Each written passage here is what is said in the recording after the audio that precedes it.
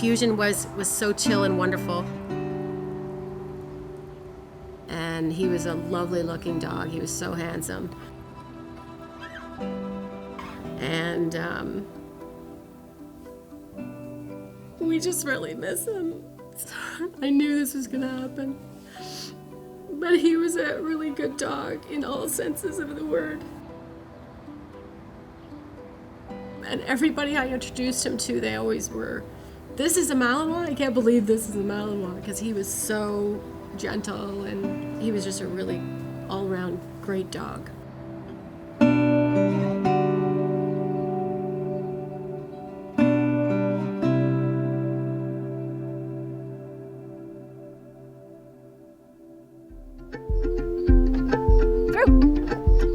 Good girl. Up. Yes. Foos.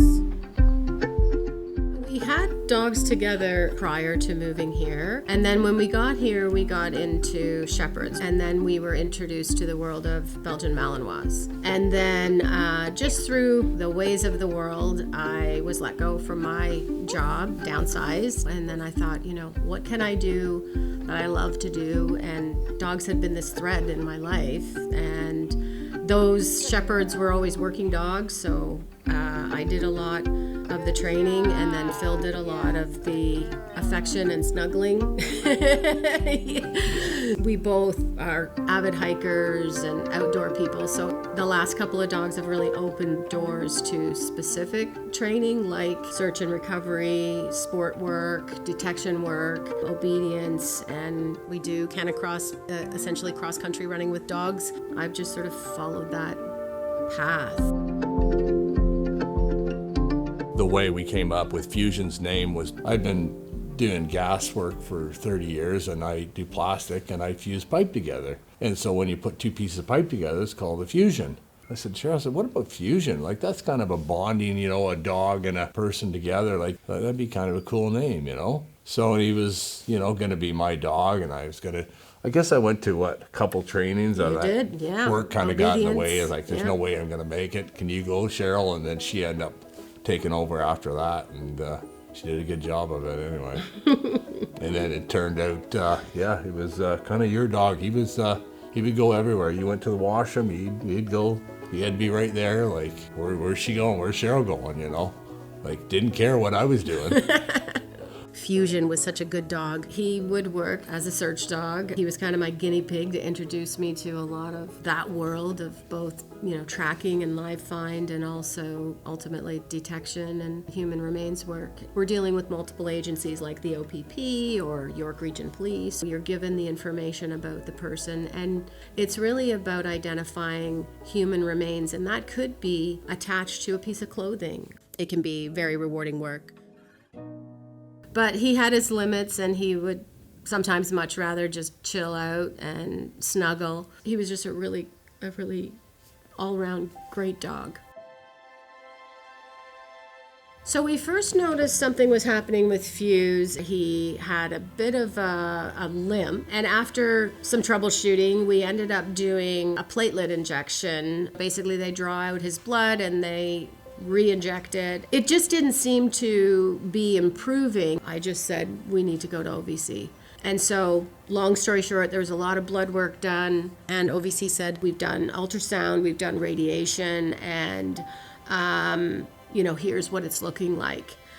That he had multiple points of cancer, lesions, and there was really nothing that would make sense to do.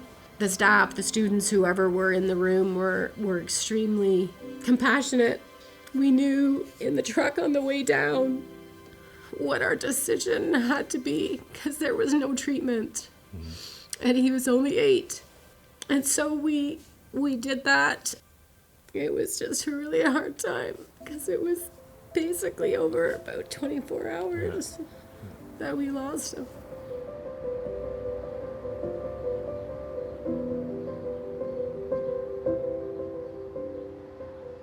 So one of the things I did after Fuse had passed, I received information from OVC, from Sarah, who is a social worker, that there was this program related to grief and processing grief. I think she might have been the first person that I relayed the whole story to. It was nice that Sarah just sort of let me tell my story and bumble through with my Kleenex and then explained the process of how do people grieve. I haven't lost a lot of people really, really close to me.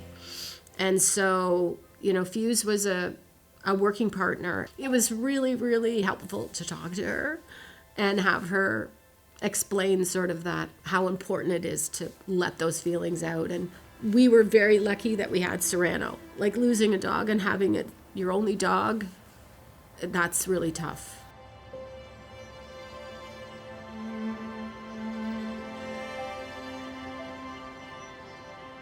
The forest idea came to me when I was walking Serrano the next day on the property, and we have about 15 acres that we would lease to a farmer. We still had access to the land, but we would lease it every year for soybeans crops.